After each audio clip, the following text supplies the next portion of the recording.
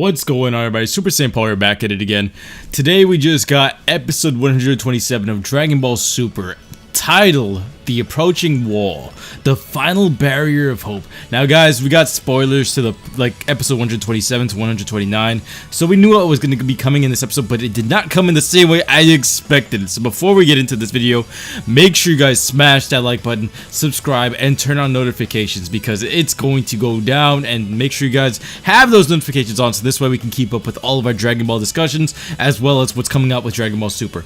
So anyway, Jiren powered up and everyone was amazed at seeing what his power looked like. So he had like the fiery aura, he had a shading of red in his eyes. It was really cool to see. It was basically what everyone predicted. Even in the fan art for like months ago, they predicted him having just this one fiery aura. It wasn't like a physical transformation that we saw with Topo and his God of Destruction form.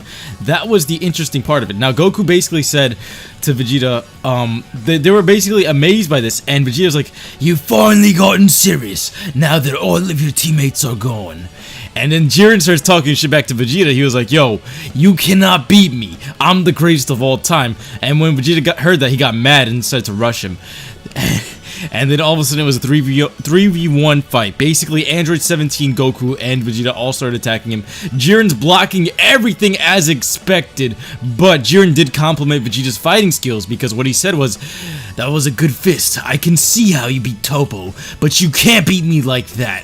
And it was cool to see that he was giving props to Vegeta, even though we know what's going to be happening in next week's episode of Dragon Ball Super. If you guys don't know, spoiler alert, click off the video right now because we're giving it away right here and now.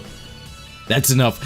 Jiren's going to be beating the shit out of Vegeta in the next episode. We knew this was going to be happening because of the spoilers given away, and it was predictable because, honestly, it was either him or Frieza, and that's what's going to be happening to Vegeta. So, 17 starts talking smack to Jiren. This episode's mainly around Jiren, and he's going to say, "Wait, I'll hit you with something good." He blasts him up close.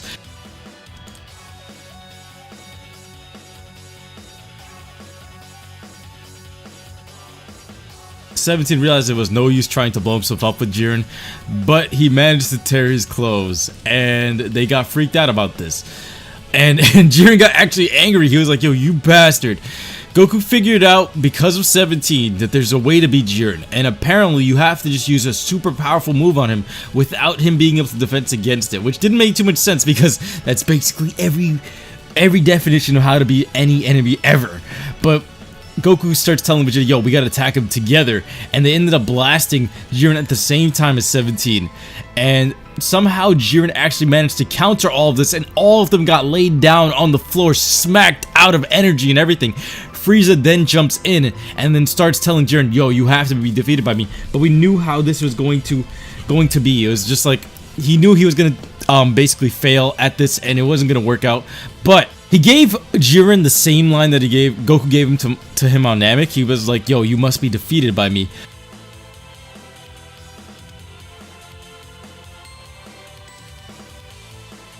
And then Jiren started talking to 17 after Frieza basically got humiliated in the ring. He was like, "What can you do on your own?" And 17's like, "I'm not giving up.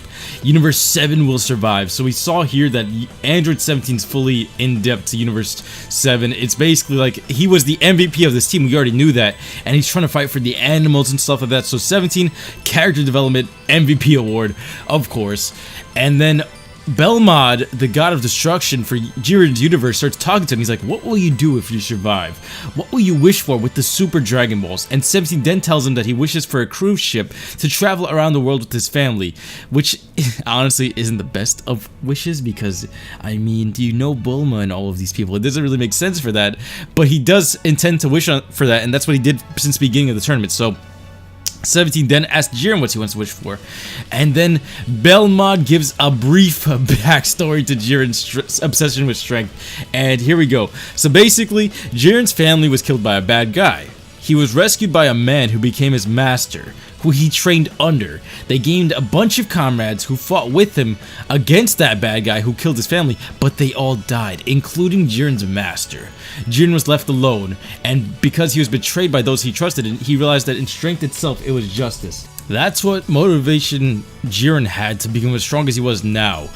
And 17 then realizes, so that's your wish. I thought you were some sort of killing machine, but you're actually pretty human. So he realized that Jiren's wish, I believe, I was watching this very early on, but I believe it's for him to resurrect his family.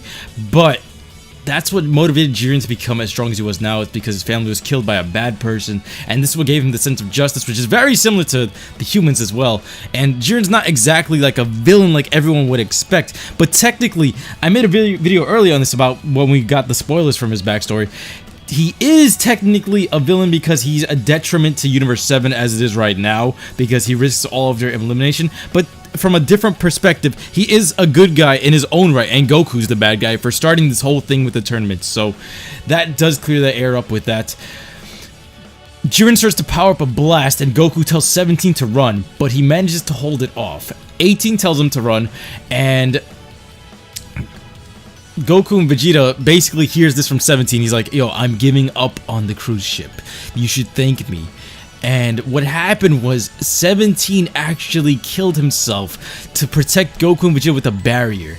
And it gave Goku and Vegeta some time to recover, but he blew himself up.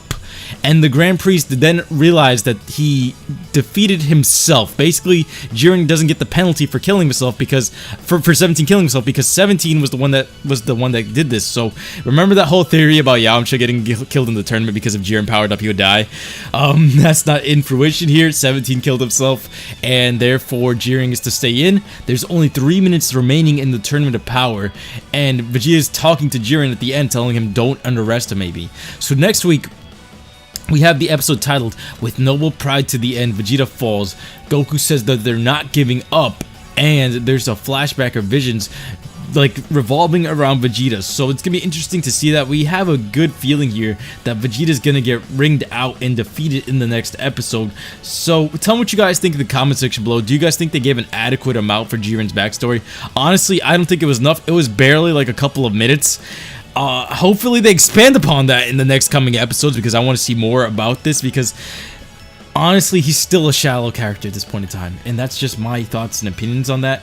I feel like they still need to add some more depth to Jiren. That was like the most basic backstories I've ever seen, and for such a badass hyped up character, especially in a tournament like this, especially for the form of Ultra Instinct, especially against the fighters that he's fighting against, you have to have more than that just to make a really good clear-cut villain or slash main fighter in this ring. Not even, I'm gonna stop calling him a villain because people don't like that, because technically he is a good guy. He's a pride trooper and he has a sense of justice, a humanized sense of justice, but at the same time you have to have more than that. You have to bring more to that. He doesn't show us like his emotional attachment to his parents or anything like that.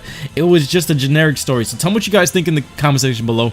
Was it adequate for you guys? I feel like they should have had an entire episode dedicated to Jiren's backstory rather than them just like sneaking this in the middle of the fight. That was super rushed in my opinion, and I would have rather them pull it like Naruto style. Just give me an entire episode or two.